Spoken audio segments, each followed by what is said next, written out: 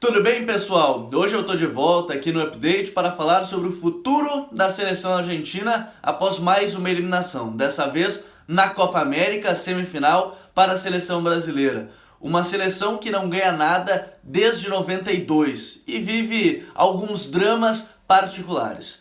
Eu costumo dizer que a seleção argentina ela representa muito a música do seu país, um verdadeiro tango. No jogo contra o Brasil, a gente pôde perceber bem que o time foi bem, ele foi organizado, ele dominou o Brasil em alguns certos momentos, mas ele perdeu, ele sofreu e ele foi um tango na sua essência, dramático.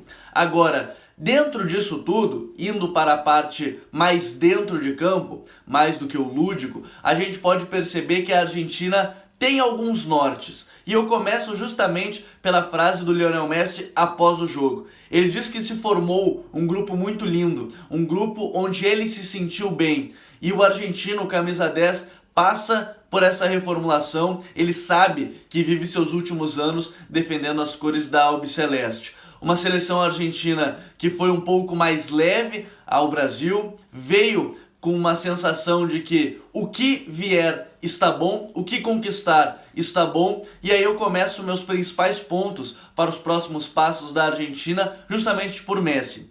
Ele tem provavelmente mais duas competições, a Copa América de 2020 e a Copa do Mundo de 2022. O Messi sabe que ele não é aquele jogador de 5 anos atrás. Ele sabe que ele não consegue manter a intensidade, ou melhor, dar 10 piques por jogo para decidir uma partida. Ontem contra a seleção brasileira ele tentou mais uma vez, e muitos dizem que de maneira heróica, tentou levar a seleção à vitória, mas também o jogo deu alguns nortes do futuro dessa seleção. E eu digo isso por quê?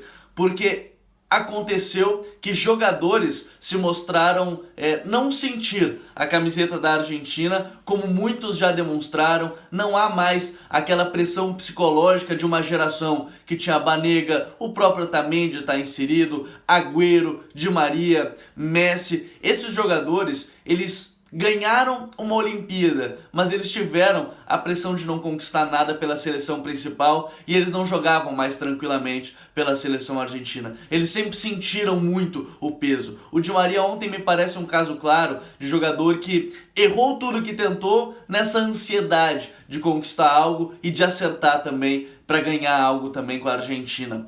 A diferença de atuação entre Lautaro e Agüero não me parece muito mais questão técnica, porque o Agüero a gente sabe que hoje é melhor que o Lautaro, mas o Lautaro sentiu menos essa partida, o Lautaro foi muito bem. Então eu diria que hoje, se a gente olhar para a seleção argentina, a gente tem que olhar o lado de que há um norte a se seguir, seja com o Lionel Scaloni, seja com o próximo treinador. A gente pode perceber que há uma base para o futuro. E se a Argentina seguir um caminho natural, pode vir a acontecer. Começo pela defesa. Foyt, que nem lateral direito se mostrou o melhor lateral direito da Argentina, olha, em anos. Ele foi muito consistente na defesa, principalmente, por óbvio, mas no jogo contra a seleção brasileira ele subiu bastante ao ataque na reta final do jogo e mostrou uma certa desenvoltura. Mas ele é um zagueiro para anos. Eu diria que tem muito tempo aí para o Foyt ser um zagueiro dominante. Ele vai ganhar mais espaço no Tottenham, certamente. Ele pode ser esse cara.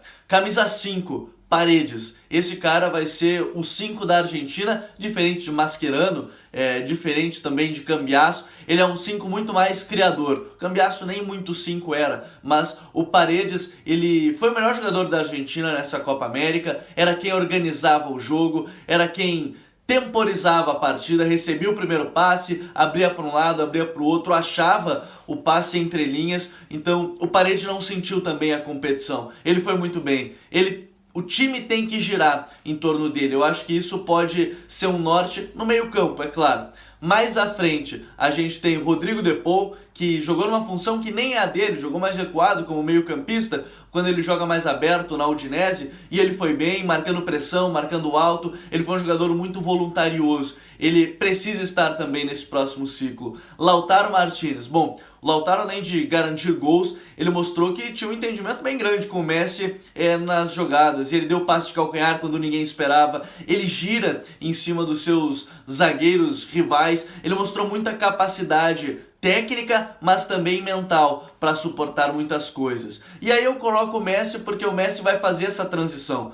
É difícil tirar o Messi dali. Quando falam que o Messi deveria defender a seleção espanhola, vocês estão esquecendo que o jogador quis defender a Argentina. Ele quer defender o seu povo, ele quer defender o seu país. Então, gira tudo também pelo Messi estar nesse time para fazer essa transição para a próxima geração. Coloco o nome do Dybala também, apesar de não parecer que tem a confiança dos últimos treinadores. Eu acho que agora, pensando mais uma vez num ciclo até a Copa do Mundo de 2022 e, claro, pensando também na Copa América de 2020, há de se pensar em como Paulo Dybala vai se encaixar. Eu acho que a Argentina ela tem sérios problemas organizacionais quando a gente fala sobre AFA. Mas a gente já viu a seleção brasileira mesmo, a CBF, não é a mais organizada do mundo e a seleção brasileira tem alguns nortes seguindo. Eu acho que a seleção argentina ela tem um caminho, ela tem uma base e isso pode ser levado para voltar a conquistar títulos. Se vai ser com ou sem Messi, isso pouco importa. O que importa é há uma base de atletas que não sentiram o peso de não conquistar nada com a seleção argentina. Então, há sim um rumo para se tomar com os hermanos a partir dos próximos passos agora, depois da Copa América. A minha dica, pessoal, é essa aqui, ó. Livro do Casagrande, livraço, Casagrande e seus demônios. Conta muito sobre o Casagrande e como ele viveu depois da luta, né, contra as drogas. Foi um momento bem marcante da carreira dele, onde ele já estava aposentado e da vida dele, na verdade, mostrando como ele lutou contra tudo isso, para se conhecer um pouco mais sobre o Casagrande. Antes de alguém quiser fazer piadinha com esse caso, eu acho que é importante conhecer quem é o Walter Casagrande, que foi um dos grandes jogadores da história do Corinthians, foi bem dentro do possível na seleção brasileira. Tá certo, pessoal? Eu volto amanhã aqui com o update. Não esquece de se inscrever aqui no canal, dar aquele like, curtir, compartilhar, mostrar pro amigo e também não esqueça, venha fazer parte do Futre Club. apoia.se/Futre e vem fazer parte do time. Um grande abraço a todos.